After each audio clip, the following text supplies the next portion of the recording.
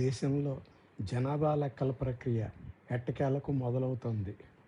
ఈసారి కులగణన ఉంటుందా లేదా అనే చర్చ జోరుగా నడుస్తోంది.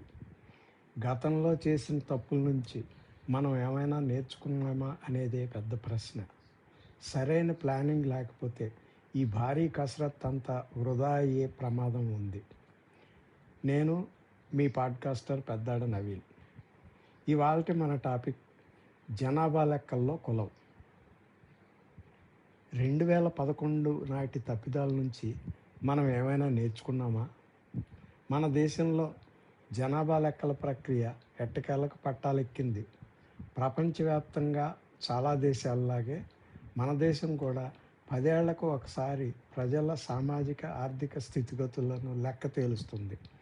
నిజానికి ఈ సెన్సస్ 2021లోనే జరగాల్సి ఉంది. మొదట కోవిడ్-19 వల్ల, ఆ తర్వాత దేశంలోని అంతర్గత పరిస్థితుల వల్ల ఆలస్యమైంది. ఈ లెక్కల్లో ప్రతి ఇంటిని ఒక యూనిట్గా తీసుకుంటారు. మన దేశంలో నివసిస్తున్న ప్రతి ఒక్కరి వివరాలు నమోదు చేస్తారు. ఇందులో భారత పౌరులు కానివారు కూడా ఉంటారు. జనాభా లెక్కలంటే కేవలం మనుషులను కౌంట్ చేయడం మాత్రమే కాదు, జనాభా ఎంత పెరిగింది, ఎంత తగ్గింది అని చూసే ఒక సాధారణ లెక్క అసలే కాదు. ప్రభుత్వాలు కొత్త పాలసీలు తీసుకురావడానికి, లాంగ్ టర్మ్ ప్లానింగ్ వేయడానికి అవసరమైన మోస్ట్ ఇంపార్టెంట్ డేటాను ఇది అందిస్తుంది. దేశం భవిష్యత్తులో ఎలా ఉండబోతోందో అర్థం చేసుకోవడానికి ఈ డేటా ఎంతో ఉపయోగపడుతుంది. ఉదాహరణకు, యూత్ ఎక్కువగా ఉన్న దేశం అవసరాలు ఒకలా ఉంటాయి.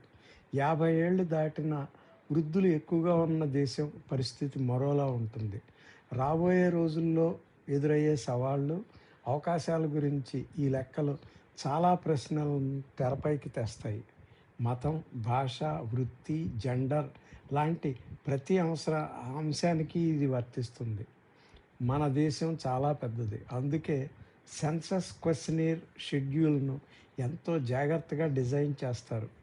ఏ అంశాలను లిస్టులో చేర్చాలి, వేటిని పక్కన పెట్టాలి అనే విషయాలు రాజకీయ కోణంలోనే డిసైడ్ అవుతాయి.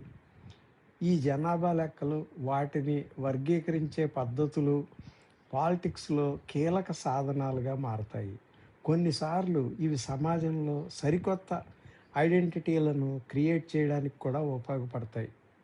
ఉదాహరణకు, 1920లో పంజాబీ దళితులలో ఒక వర్గం తమను హిందూ కులంగా గుర్తించవద్దని కోరింది. తమను ఆద్ ధర్మ అనే ప్రత్యేక మతంగా నమోదు చేయాలని డిమాండ్ చేసింది. హిందూ మతంలో తక్కువ కులంగా చూడబడటం కంటే ఇతర మతాలతో సమానంగా సొంత గుర్తింపుతో నిలబడగలమని వాళ్ళు అనుకున్నారు. బ్రిటిష్ పాలకులు 1931 తర్వాత కులాల లెక్కలు తీయడం పూర్తిగా ఆపేశారు. స్వాతంత్రం వచ్చిన తర్వాత మన దేశం కేవలం షెడ్యూల్ కులాలను మాత్రమే లెక్కించింది. రిజర్వేషన్లు పక్కాగా అమలు చేయడానికి ఈ లెక్కలు అవసరమయ్యాయి. అప్పట్లో మన దేశాన్ని నడిపించిన పెద్దలు కులాన్ని ఒక చెడు అంశంగా, పాతకాలపు భూస్వామ్య అవశేషంగా చూశారు. మోడర్న్ ఇండియాలో కులానికి చోటు ఉండకూడదని బహిరంగంగా చెప్పారు. కులాన్ని లెక్కించకుండా వదిలేస్తే ప్రజలు క్రమంగా ఆ ఆచారాన్ని మర్చిపోతారని అనుకున్నారు. కానీ కులం అనేది కేవలం ఒక సంస్కృతికి సంబంధించిన విషయం మాత్రమే కాదు. సమాజంలో ఉన్న ఆర్థిక, సామాజిక అసమానతలకు అదే అసలైన రూట్ కాజ్. పల్లెల్లో భూముల యాజమాన్యం దగ్గర నుంచి సిటీలలో నివాస ప్రాంతాల వరకు ప్రతి చోట కుల ప్రభావం స్పష్టంగా కనిపిస్తుంది. సమాజంలో ఒక వ్యక్తికి దక్కే గౌరవం, కాంటాక్ట్స్, పలుకుబడి, నెట్వర్క్లను కులమే డిసైడ్ చేస్తుంది. గత 8 దశాబ్దాల్లో మన దేశంలో ఎన్నో మార్పులు వచ్చాయి. కులం స్వభావం కూడా మారింది. అయినా ఇప్పటికీ సమాజంలోని అసమానతలకు కులమే ప్రధాన కేంద్రంగా ఉంది. ఇందులో వచ్చిన బిగ్గెస్ట్ చేంజ్ ఏంటంటే కులం రాజకీయాల్లో కీలకంగా మారడం. పాలిటిక్స్లో భాగస్వామ్యం కులం తీరును మార్చేసింది. ఒకప్పుడు పాతకాలపు బ్రాహ్మణ ఆధిపత్యం మాత్రమే నడవటం లేదు. ప్రస్తుతం అట్టడుగు వర్గాలైన దళితులు, బీసీలే తమ కుల గుర్తింపులను బలంగా ముందుకు తీసుకొస్తున్నారు. పౌరులుగా తమకు దక్కాల్సిన హక్కులను సాధించుకోవడానికి కులం అడ్డుగోడగా మారిందని వారు భావిస్తున్నారు.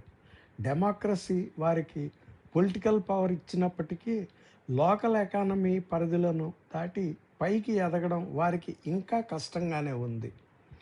1990లో అప్పటి ప్రధాని PV Singh mandal commission recommendations అమలు చేయాలని నిర్ణయించారు. ఆ నిర్ణయంతో ఇతర వెనుకబడిన తరగతులు అంటే ఓబీసీల డిమాండ్లకు చట్టబద్ధమైన గుర్తింపు వచ్చింది. ఆధునిక ఆర్థిక వ్యవస్థలో బీసీలు ఎంత వెనకబడిపోయారో ఉన్న డేటా స్పష్టంగా చూపించింది. వ్యవసాయంపై ఆధారపడిన కులాలు సైతం సమాజంలో పై స్థాయికి చేరుకోవడం అంత ఈజీగా సాధ్యం కాలేదు. క్వాలిటీ ఎడ్యుకేషన్ అందరికీ అందుబాటులో లేకపోవడం ఇందులో ప్రధాన సమస్యగా మారింది. కులం, వనరుల పంపిణీపై ఖచ్చితమైన లెక్కలు లేకపోవడం, బీసీల ఆవేదన కేవలం పొలిటికల్ స్లోగన్గానే మిగిలిపోయింది.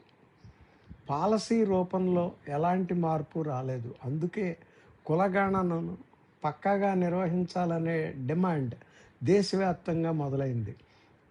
వెనుకబాటుతనానికి కులమే ప్రాతిపదిక అయినప్పుడు, ప్రభుత్వ పథకాల్లో అది భాగమైనప్పుడు దాన్ని జనాభా లెక్కల్లో ఎందుకు చేర్చకూడదు అనే ప్రశ్న వచ్చింది. 2011 సెన్సస్ సమయంలో ఈ డిమాండ్ బాగా పెరిగింది. అప్పటి యూపీఏ ప్రభుత్వం కులాల లెక్కలు తీస్తామని మాట ఇచ్చింది. కానీ మెయిన్ సెన్సస్లో కాకుండా విడిగా socio economic and cost census పేరుతో ఒక అరాకొర సర్వే చేసింది. ఎక్స్పర్ట్స్తో ఎలాంటి డీప్ డిస్కషన్స్ లేకుండా నేరుగా ప్రజల వద్దకు వెళ్ళి వారి కులం ఏంటో చెప్పమన్నారు. ఆ సర్వేలో విచిత్రంగా దాదాపు 46 లక్షల కులాల పేర్లు రికార్డ్ అయ్యాయి. అదే 1931లో చూస్తే కేవలం 4147 కులాల పేర్లు మాత్రమే ఉండేవి. ఇన్ని లక్షల కులాల పేర్లు ఒక్కసారి ఎందుకు వచ్చాయి? నేషనల్ లెవెల్లో ఇంత పెద్ద లిస్టును ఎలా క్లాసిఫై చేయాలి? వీటికి సమాధానం వెతకడం పెద్ద కష్టమైన పనేమీ కాదు. కానీ ఫీల్డ్ వర్క్ మొదలు పెట్టకముందే సరైన ప్లాన్ రెడీ చేసుకోవాల్సి ఉంటుంది. గ్రౌండ్ లెవెల్ ప్లానింగ్ లేకపోవడంతో 2011లో చేసిన ఆ భారీ ప్రయత్నం కాస్త పూర్తిగా వృధా పోయింది.